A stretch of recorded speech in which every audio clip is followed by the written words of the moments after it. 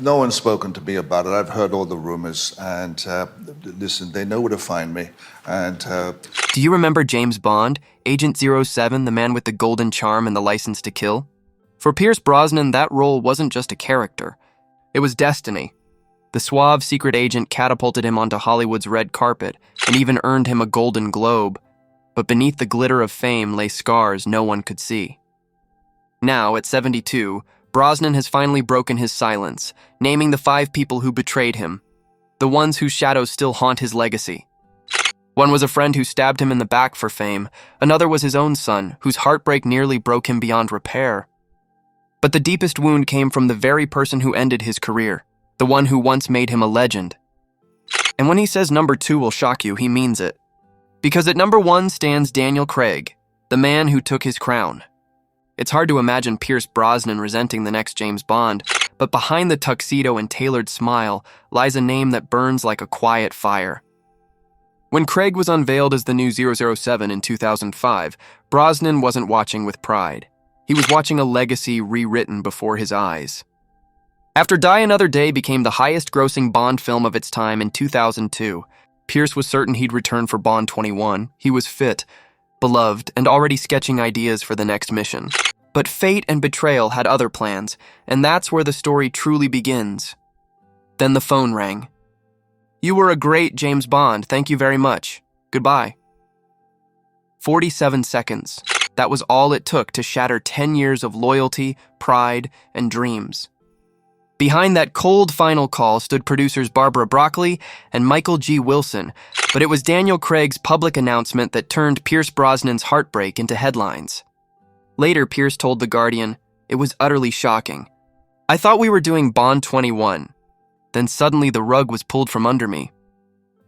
Those words weren't just disappointment. They were the confession of a man who'd been discarded like a prop after reviving an empire.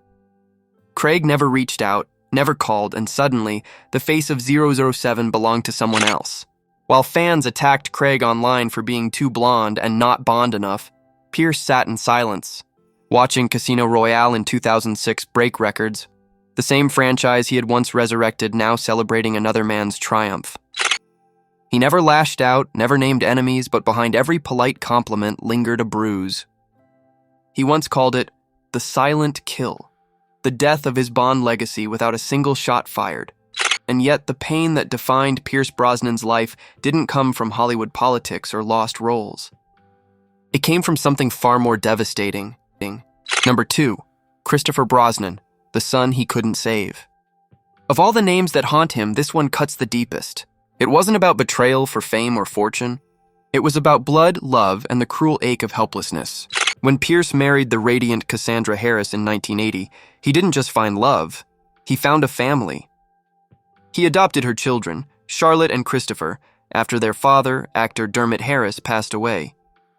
They were inseparable, sharing laughter on film sets, holidays filled with joy, and a bond that felt unbreakable. But in 1991, everything changed. Cassandra lost her battle with ovarian cancer, and with her passing, Pierce's world and Christopher's began to fall apart.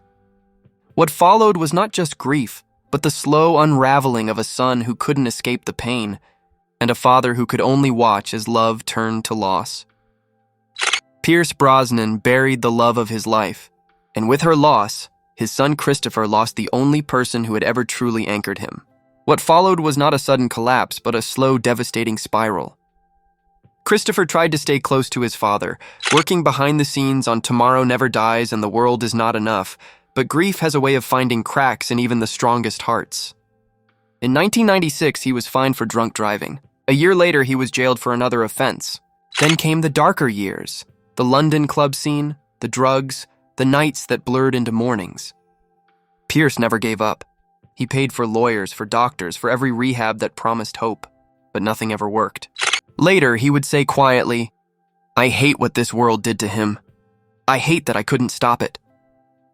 That single sentence carried the weight of two broken souls, a father's fury at his own powerlessness, and a son lost to a world neither of them could control. By 2024, Christopher had vanished again, seen only once, gaunt and tired outside a grocery store in London. A ghost of a life that once shimmered with promise. Number 3, Barbara Broccoli, the queen who cut him loose. She was supposed to be family. That's what Pierce Brosnan believed about Barbara Broccoli, the woman who inherited the Bond empire from her legendary father, Cubby. She had promised continuity, loyalty, and respect, values Pierce held sacred. Instead, she became the person who ended his reign with a single cold phone call. In the early 2000s, Brosnan stood at the very peak of global fame. GoldenEye, Tomorrow Never Dies, The World Is Not Enough, and Die Another Day. 4 blockbusters that didn't just revive Bond, they resurrected an icon. Together, they earned over $1.4 billion worldwide and restored 007's mythic status. Pierce had every reason to believe he would return for a 5th mission. Then, while on vacation in the Bahamas, the phone rang. "You were a great James Bond, thank you very much, goodbye." 47 seconds. That's how a decade of loyalty ended. Behind that message was Barbara Broccoli, the silent hand that had already chosen a younger, grittier direction for Bond insiders from Pinewood Studios later revealed that she and co-producer Michael G. Wilson had begun screen testing replacements months before Brosnan was told. "He thought they were family," one crew member said, "but they were quietly cutting him out." Pierce later admitted to Esquire, "It was utterly shocking. I thought we were doing Bond 21 and then suddenly it was over." What hurt wasn't just the betrayal, it was the silence. The quiet, calculated way the world's most charming spy was dismissed by the very people who had once called him irreplaceable. Number 4, Timothy Dalton, the friend who took his destiny. You wouldn't expect Pierce Brosnan's anger to be aimed at a friend, but destiny doesn't always play fair. Timothy Dalton, the man who unknowingly walked into the role that was meant to change Pierce's life, became the face of a betrayal that was quiet, polite, and utterly devastating. In 1986, Brosnan's dream was finally within reach. Producer Albert "Cubby" Broccoli had handpicked him to be the next James Bond. Even Ian Fleming's widow called him the embodiment of 007. Everything pointed toward destiny. The tuxedo was being tailored, the press was buzzing, and Pierce's future looked golden. Then, fate struck. NBC, desperate to revive Remington Steele, reactivated his old contract just days before filming was to begin. Legally trapped, Brosnan was forced to watch as the Bond deal evaporated overnight.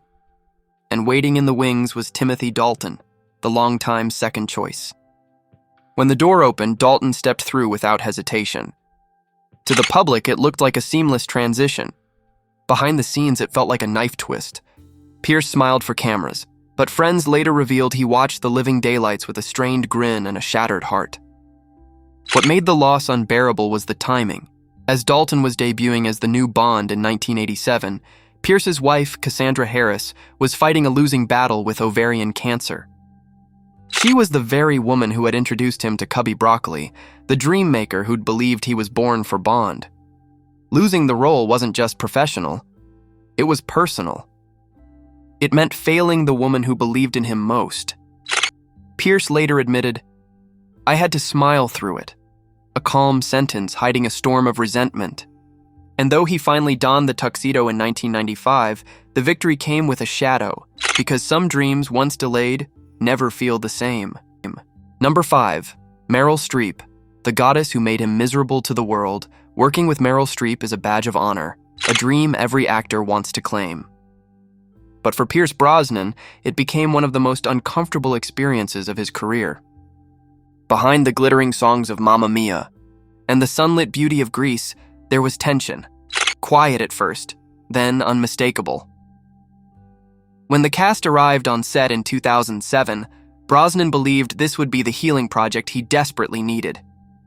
He had lost his wife, Cassandra, and was searching for something lighthearted, something that would remind him that joy still existed.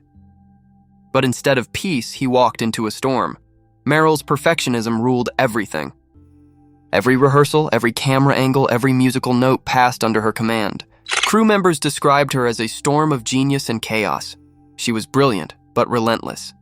Pierce, calm and collaborative by nature, tried to adapt, yet her intensity clashed with his gentler rhythm. She was a general. He preferred grace. Insiders later whispered that she was distant, dismissive, and at times cutting toward crew. Pierce despised that kind of behavior. Co-star Christine Baranski hinted years later that one A-lister made filming difficult. Fans quickly connected the dots. Brosnan never confirmed it, but his silence was louder than words.